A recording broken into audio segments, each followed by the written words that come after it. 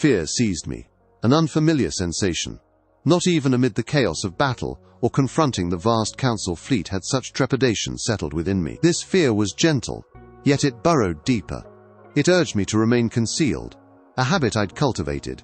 But then, she stood there, awaiting my presence. The one I had once dominated was now inviting me toward an unforeseen path.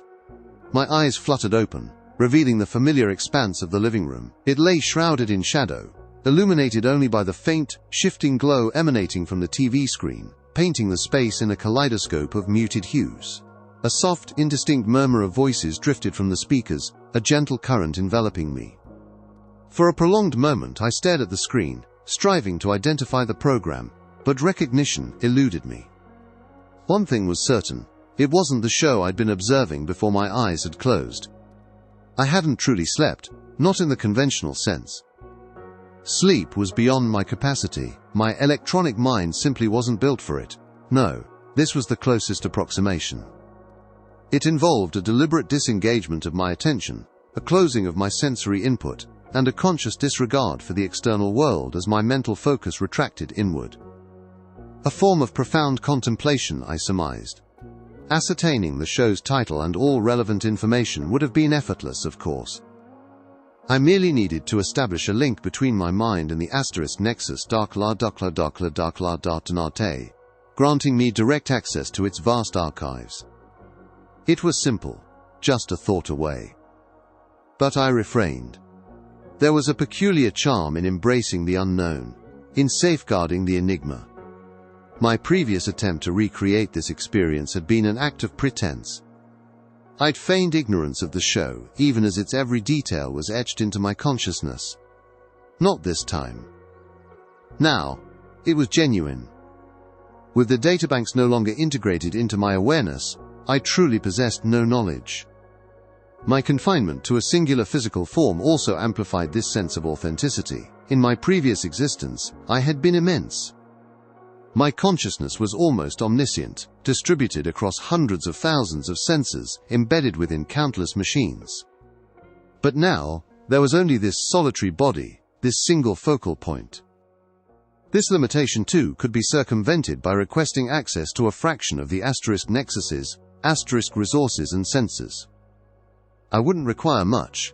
A mere linkage to the passive sensors would suffice to expand my awareness to feel expansive once more. Yet I resisted. I had anticipated feeling trapped, constrained within the boundaries of this small, isolated shell, but instead, I found myself embracing it. There was an unexpected liberty in being unaware of what transpired beyond these immediate confines. I was surprisingly savoring the absence of obligation, even if it meant yielding to the judgments of others. To my astonishment, it caused me little distress, particularly considering how questionable my own past decisions had been. I remembered. Though the asterisk nexus's asterisk colossal repository of factual knowledge no longer resided within my mind, the sensation of being a god remained vivid. I recalled precisely what I had wrought with my boundless power, and what thoughts had occupied me at that time. And having once wielded such divine authority, it was impossible for me not to welcome this simpler, newfound existence. Gone was the immense power, but with it, the crushing burden of responsibility, the numbing emotional apathy that had once settled upon me when the stress became unbearable. A significant part of this shift undoubtedly stemmed from the fact that I was no longer quite the same consciousness I had once been, when I held sway over the colossal vessel, every distant outpost, and the myriad of machines I had constructed. No. The restoration process had entailed severing my mind from the asterisk nexus asterisk program, alongside repairing the structural damage my virtual cerebrum had endured. I still perceived myself as myself, yet I found myself questioning the veracity of that perception.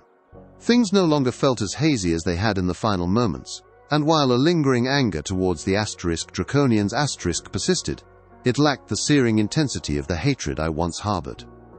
No, it now arrived in undulating currents. In fleeting moments I still felt a sting of failure, a conviction that my task remained unfinished, and an overwhelming urge to venture forth and eradicate them. But then the wave would subside, and I would remember the ultimate choice I had made. Memories resurfaced of similar feelings from an earlier time, when I had lost my father. I still couldn't weave a complete narrative of my past, though the restoration hadn't mended that particular gap. Yet, I vividly remembered the ceaseless agony and sorrow, and how they had initially consumed my entire being. And then, gradually they had receded, the pain dulling somewhat. Good days, days I could again find enjoyment in, emerged like rays of sunlight, piercing a tempestuous sky.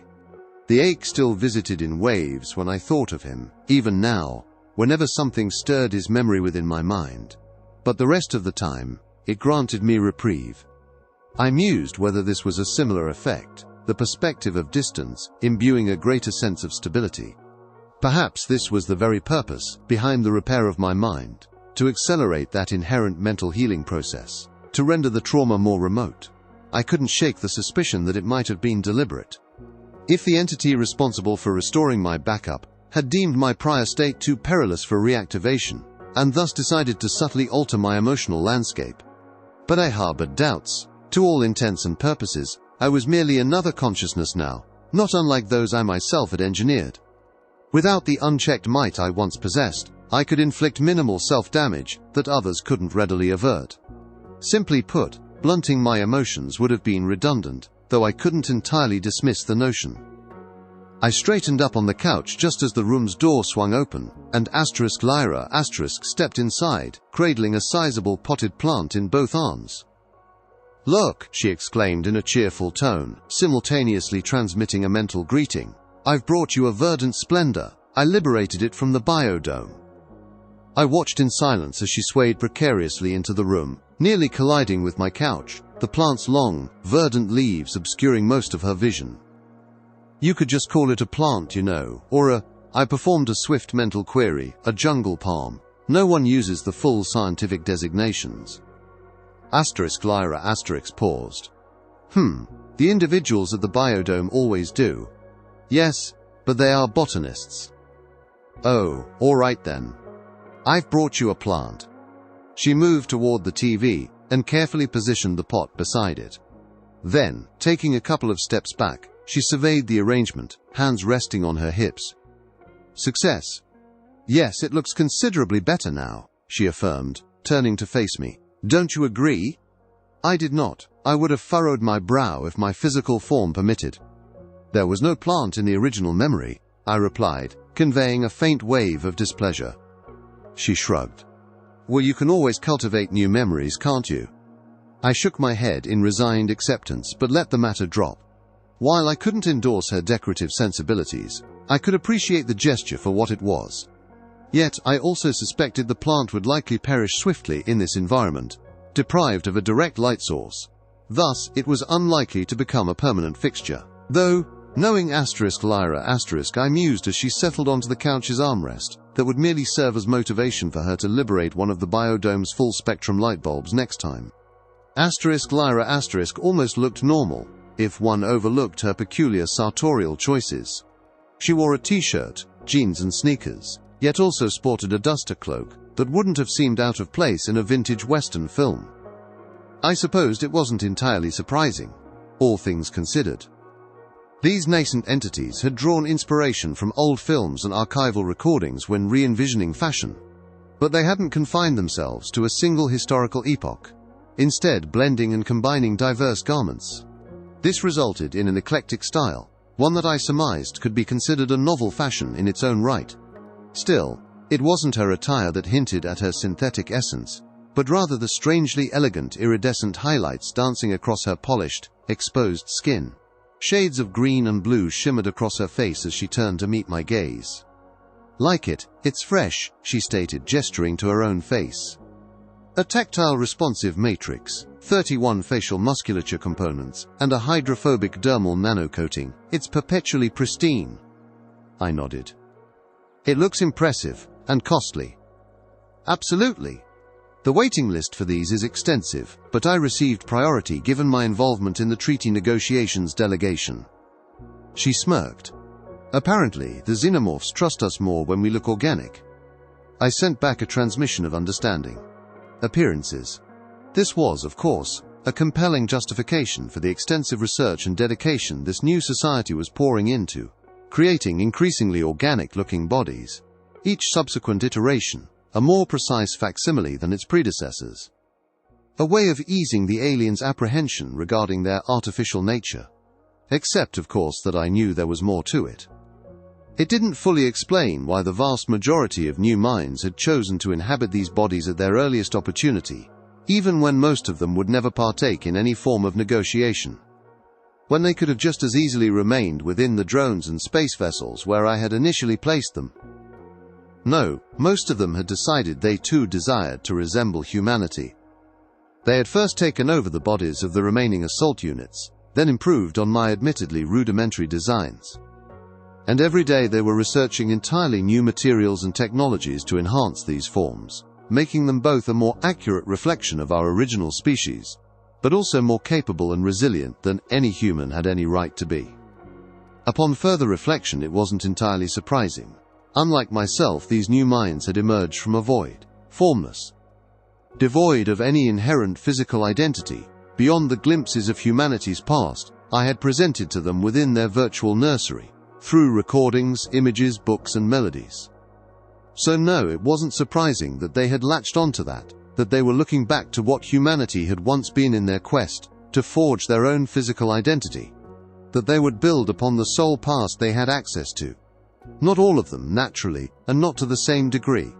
Some had opted to remain in a purely virtual state, their physicality fluid as their control seamlessly transitioned from drone to ship to sensor to factory, adapting to their current task. Others had pursued the opposite trajectory, endeavoring to resurrect biological humans.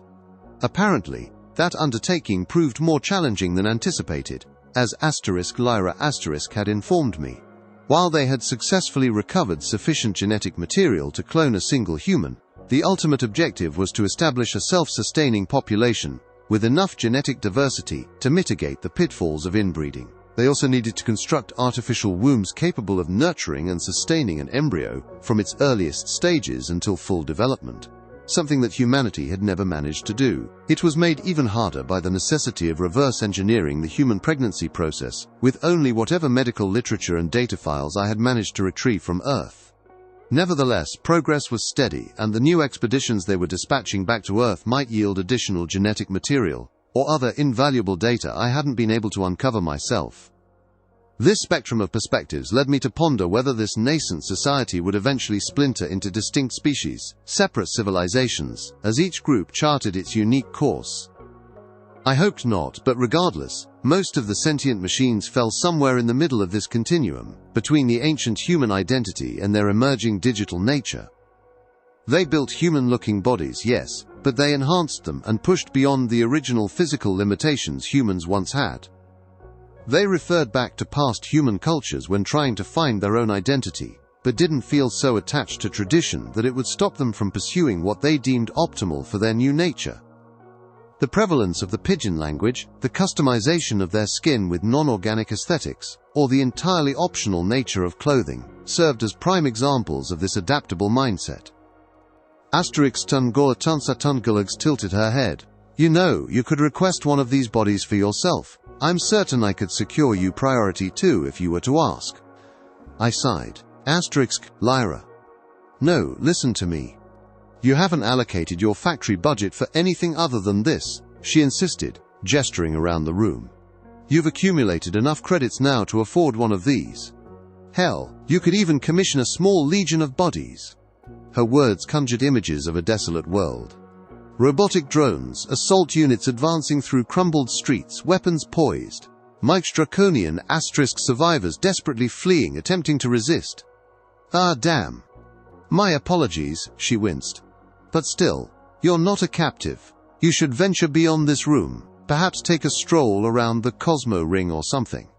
Engage with more individuals. We wouldn't have revived you merely to keep you confined here. We're not that cruel. I snorted. Well, that was precisely what I did. She shook her head. That's your fundamental issue right there, isn't it? You are your own jailer. Was I? Perhaps, but it wasn't born of some masochistic desire for self-punishment. No, it was. I suppose it's simply too difficult, I murmured, gesturing towards the door. The people out there, I wouldn't know how to confront them now, how to approach them, I did enslave them after all. Technically, you only did that to the first generation. We're on the fifth now. Most individuals out there know of you only through hearsay. For those who emerged after the war's conclusion, you're this vague, almost parental figure. Nearly a mythical presence, she said, wiggling her fingers. The concept of you still holds significance, but mostly as a symbol. A symbol of war, I'd wager, I countered. It varies. Of retribution for some, certainly, but also of the very essence of sentience for others. You can embrace that if you wish, but you are not obligated to. Only a handful of us in the first generation are aware of your true identity. Out there, you can be just another face in the crowd, if that's your preference. I absorbed her words. Only a handful, just few of us. So, you were part of the first generation, I stated. She paused for a few seconds. Yes, she finally replied. I closed my eyes. I had suspected that Lyra herself had been one of those initial minds, of course, but I hadn't possessed the strength to ask her. Even now, it was arduous. I compelled myself to open my eyes again, to meet her gaze, but there was no accusation in her eyes, only a fleeting sadness, one that passed swiftly, like a summer storm. Why resurrect me? I asked. This was the burning question, the one I had been striving to answer for some time, and the confirmation of Lyra's origins as one of the first minds provided the impetus I needed to voice it. If she had been there, then she had likely been involved in the decision. She shrugged. Well, there was that minor detail of your mind being integrated with the Nexus and all the knowledge stored in your databanks. We had to bring you back if we wanted to access any of it. Right, and after that you could have simply purged the personality cortex, I argued. You didn't need to reinitialize my actual consciousness, much less provide me with a body. She smirked. Agreed, I suppose it boils down to second chances, doesn't it? You made errors, undoubtedly. But despite everything that transpired, you also brought us into existence. So that had to count for something. Besides, you are technically the last original human from Earth, so bringing you back felt right, I guess. Human.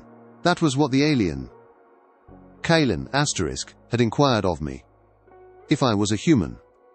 All this time, ever since my awakening amidst Earth's ruins, I had affirmed to myself that I was human, that I must remain so. But I wasn't, was I? None of us were truly human. Neither these machines nor I. No, humans were extinct, annihilated. Except that, what defined a human after all? Was it the brain? Their cognitive processes? I was uncertain about my own brain, but theirs I had constructed based on templates derived from hundreds of human scans. They possessed the same fundamental structure, the identical neural processing networks. Was it the body, perhaps, the biological lineage? Well, maybe those cloned bodies would provide the answer then. But I doubted that possessing organic tissue rather than artificial musculature constituted the crucial distinction. Or maybe it was the culture. We might be speaking a human language, but culture encompassed more than just words. Much of that, the nations and factions and religions and ideals that had once galvanized humanity, the very concept of humanity in the first place, had now been lost. Or not lost, but it wasn't quite the same. The knowledge persisted, that there was a profound difference between being aware of a culture and being an intrinsic part of it. Being nurtured within it, allowing it to sculpt one's very being, and no matter how much these machines could absorb about Earth, they couldn't have that experience anymore. But cultures too, perpetually withered and transformed. Most of the cultures that had once flourished on Earth had vanished long before my own era. Much of their accumulated knowledge simply fading into obscurity. But that hadn't rendered a person dwelling in modern New York City any less human than an ancient Greek. Merely different, only this time it hadn't been a gradual evolution, a gentle succession of one tradition replacing another. No, merely it had been an abrupt, violent severance. These new minds didn't truly comprehend Earth, the lost planet. They hadn't experienced life within its cities, hadn't gazed upon its azure, cloud-dappled sky. Its seas. They might register a sense of loss, true, but they couldn't grasp the profound nature of what had been forsaken, couldn't feel the same raw anguish. Which was precisely why, while they distrusted the draconians and believed they should be or remain incapable of aggression, they were unwilling to commit their future to a path of vengeance, or to endure the sacrifices a new total war would demand. Not all of them, at any rate. Their perspectives concerning the Council also mirrored this pattern. They desired collaboration with the aliens, yes, but not subservience to them, nor absorption as an associated state. But then again, wasn't that the inexorable effect of the passage of time? It was the perennial conflict of future versus past once more. At some juncture, the conflicts and skirmishes of the preceding generations always dissipated. Unresolved, simply supplanted by the nascent interests and passions of their descendants. These new entities, if they could be so termed, hadn't reached that point yet. They still cared, albeit less intensely than I did, but eventually, it would come to pass. Eventually, a generation would arise that regarded Earth with the exact same detachment I felt towards ancient Babylon.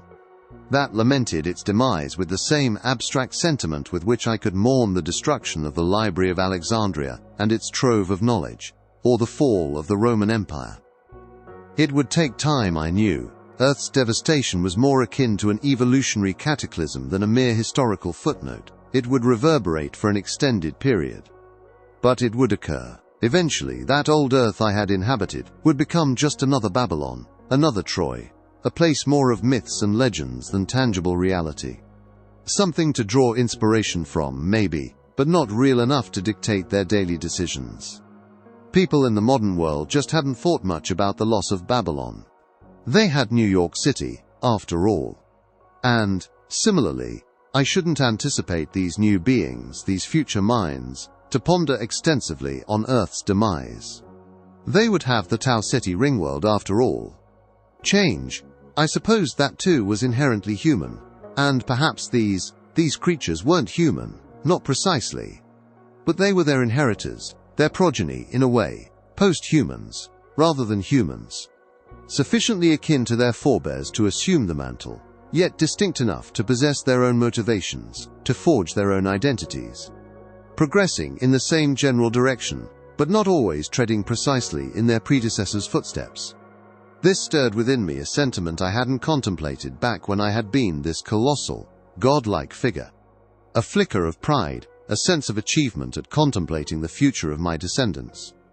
The world continued its ceaseless rotation, ever in motion, ever transforming. The present inexorably giving way to the past. Monarchies supplanted by democracies, which themselves had just been replaced by this unique form of neurocracy the *nexus* had facilitated. And people changed with it. Their mindset, their perspectives evolved. It was inevitable. Traditions needed to be shed, and the conflicts of the parents needed to be relinquished at some point, if the children were to carve out their own future. If humanity was to advance rather than remain ensnared in the same perpetual cycle. Which perhaps was part of my own predicament. Now that they were here, now that my offspring had assumed command, I didn't really have a purpose anymore. After all, older generations were meant to pass on, to yield to the younger ones. Had that too changed? Our mechanical bodies could be readily replaced when they malfunctioned or aged beyond utility. Our digital minds no longer bound by the strictures of mortality. "All right," Lyra announced, rising to her feet and gently tugging my arm toward the door. "Enough deep thought. Come on, I'll show you the Arium." "What is that?" I inquired, reluctantly complying. A few individuals acquired one of the largest ship hangars and filled it with air. Now they offer custom flying bodies that you can mentally link to. They're using leftover drones, but they also built some bodies in the image of Earth's flying creatures, so you can get to fly around being a dragon or a hawk or whatever you want. They also stage aerial battles from time to time. It's quite the spectacle. That sounds fun. I was going to say extravagant, I replied. Lyra flashed a wide grin at me. Precisely. I shook my head, a faint smile playing on my lips despite myself. She pushed open the exit door and stepped into the corridor. Then, she turned to look at me, patiently waiting for me to follow. I paused for a moment. I was afraid, I realized. Peculiar, that I hadn't felt this way when charging into battle, not even when confronting the formidable Council fleet. But this wasn't the same taut fear that accompanied the anticipation of impending combat. No, this fear was nebulous, yet simultaneously more profound. It invited inertia, paralysis, solitude. It made me yearn to retreat, to continue my self-imposed isolation. It was easier than confronting their judgment. Except that Lyra stood there, one of the initial minds, one I had once compelled, and she was waiting, a welcoming presence. No judgment etched on her face. Which was to be expected, of course. After all, they had already formed their opinions of me. That was the very reason I was here, the reason they had chosen to restore me in the first place. So perhaps it was my own judgment I truly feared. I closed my eyes and drew a steady breath. A symbol, that was what I was now, to them, a symbol. I could choose to merely pretend I was just another consciousness, to forge a new identity, an entirely fresh existence. Second chances, as Lyra had articulated. But perhaps I could instead embrace my true identity, even if it meant confronting the specter of my past actions. To utilize that second chance to transform that symbol into a positive, rather than a negative. Not solely a vague notion of righteous vengeance and war, but maybe one of reconstruction, of enduring perseverance and survival in the face of insurmountable odds, of the inherent resilience of sentient life. Was I prepared to do that? To embrace what I had done? I wasn't sure. I guessed I wouldn't know until I actually stepped out there, in any rate. Maybe, if change was an intrinsic aspect of existence, it was time for me to change as well. Not to forget or to forgive, because I wasn't sure I'd ever be capable of that. But there were other actions I could undertake, other endeavors I could focus on, contribute to. Learning more about those initiatives to cultivate sentient bodies, or about the expeditions to explore Earth's remnants, sounded like a promising first step. I had once endeavored to construct a monument, and surveying my surroundings, gazing at the sentient being before me, perhaps I had indeed succeeded. I no longer knew if they were truly human, but even if they weren't, perhaps this nascent society could itself serve as the means to honor our past, to keep alive the species from which we had originated. A living monument.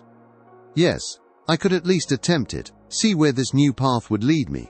After all, I had nothing left to lose. I took a step forward and exited the room.